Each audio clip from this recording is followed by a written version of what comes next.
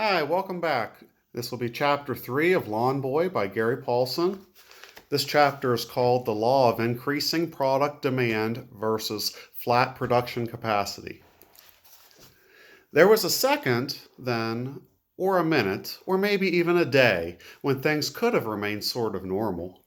The next day I moved the mower farther into the richer part of the neighborhood, where the lawns began to get larger while my mower seemed to get smaller.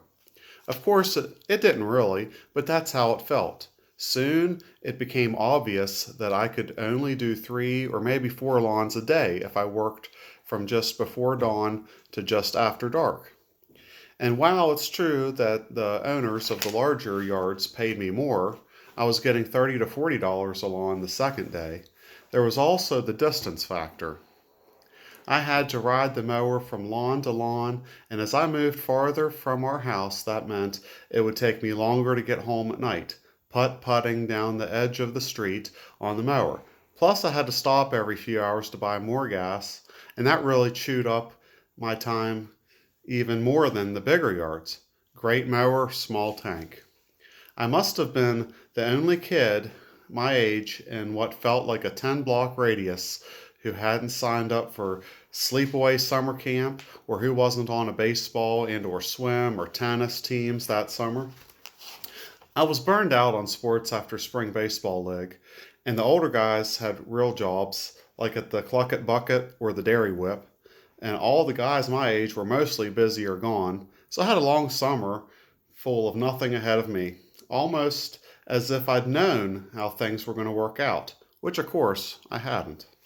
More and more people wanted their lawns mowed. On the second day, I had 8 jobs, and the fact was that I was fast approaching my limit. 3 lawns a day, plus refilling the tank from time to time, was all I could manage, and I would have to mow the lawns every week. 3 lawns a day, once a week, 21 lawns if I worked 7 days, dawn till dark, no days off, making approximately $630 a week. It seemed like a staggering wallop of money. Summer was 12 weeks long, which meant that by the end of vacation, I would have made over $7,500. Way, way more than I needed to buy a new inner tube for my old 10-speed. And of course, there would be no vacation, which ran through my head as I worked. No vacation, no summer fun. No bike trips with my best friend Alan when he came to visit his father in the summer. No vacation. $7,500. No summer fun. $7,500. I had just finished the second yard of the second day, and I was already a little sick of the sight of grass, grass, grass. The only sound in the world seemed to be the sound of the mower. The vibration of the seat was the only feeling my butt had ever known. And then I met Arnold. He showed up on the sidewalk when I started the third yard of the day. Another customer, I thought. I had plenty of time to study him as I moved toward him. Very short. I'm pretty short, and he wasn't much taller than me, and kind of round. Not fat, not heavy, just round. Everything about him was round. Round at shoulders, hips, arms, legs, even his head was a ball, and his haircut looked like somebody had put a large bowl on his head and cut around it with scissors. Wild clothes. I saw a '70s show on television once, and everybody had shirts with impossibly long collars and collared patterns, and looked like maybe somebody had taken a bucket of flowers, dipped in paint, and thrown it all at the actors.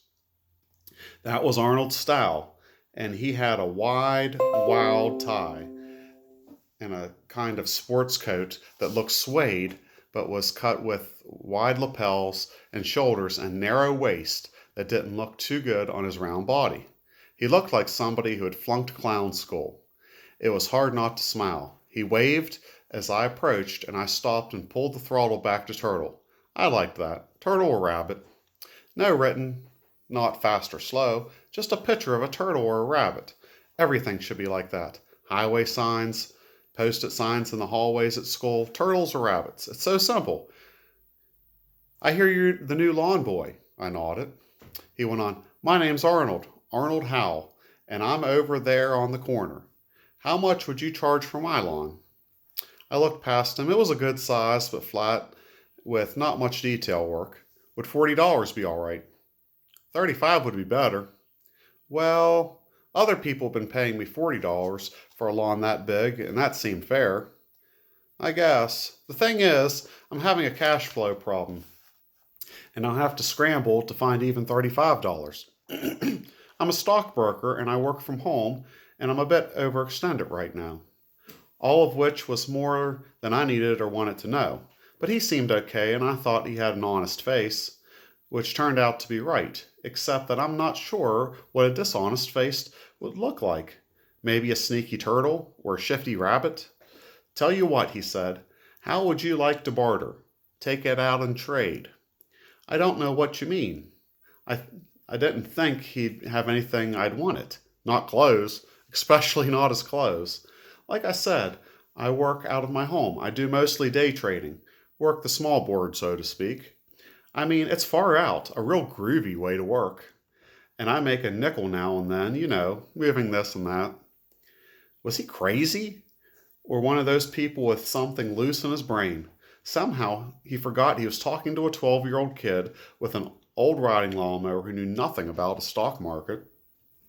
So, you're too young to have an account of your own, but I could run the $35 I owe you in on my account and make purchases for you. It would be in my name, but you would get the proceeds. What do you think?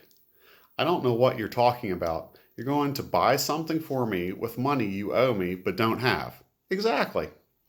What are you going to buy? Stock. What's stock? Shares in a company. You would buy shares in a company. Why? Because then if the company does well, the shares go up in value and you sell them to someone else and make money. That's how the stock market works. It's that simple? Well, yes. With a whole bunch of rules and regulations and controls, that's pretty much how it works. And you always make money. He shook his head. Not always. That's the beauty of it. If the stock you buy goes down, you lose money. Oh. You have to be aware of that and buy carefully. Well, then, the secret is to only buy stock that goes up. Arnold nodded. How hard can it be? I shrugged. I didn't have a clue what I was talking about, but it seemed pretty basic. And I had pockets full of money. I hadn't figured out where in the house to hide it and where my mother couldn't find it, so I kept it jammed in my pockets. Arnold made it all seem so easy. Let's do it, I said. See you next time.